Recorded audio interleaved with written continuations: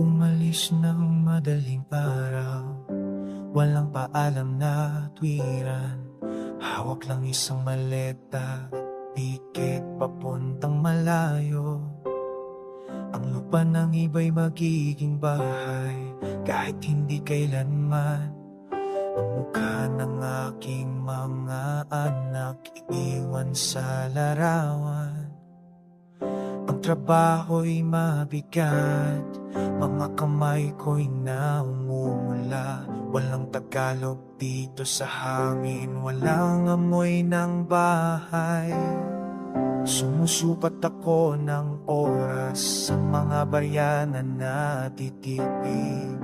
Bawat bisi dugo, bawat dolyar ay luhang pinipigil. Ang salapi tulay na umuunat sa dagat. Bawat bilet ay mukha ng anak kong lumalaki. Hindi ko man mahawakan ang kanilang mga balikat.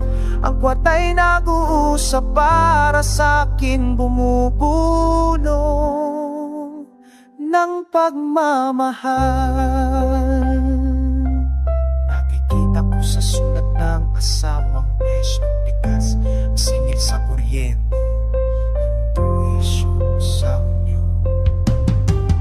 Kinakalkula ko kung sapat ba ang ipinadala kong halaga para mabayaran ang lahat ng bagay na hindi ko naroroon. Minsan naiisip ko, kilala pa ba nilang tinig ko? O ang salapi na lang ang mukha kong nakikita? Pero sa gabi, bago ako matulog sa kawat kong pinagsasaluhan, hinihimas ko ang sobre, alam ko uuwi ito kung saan ako hindi makakaabot. Ang salapi tulay na uuunat sa dagat. Bawat bilet ay mukha ng anak kong lumalaki.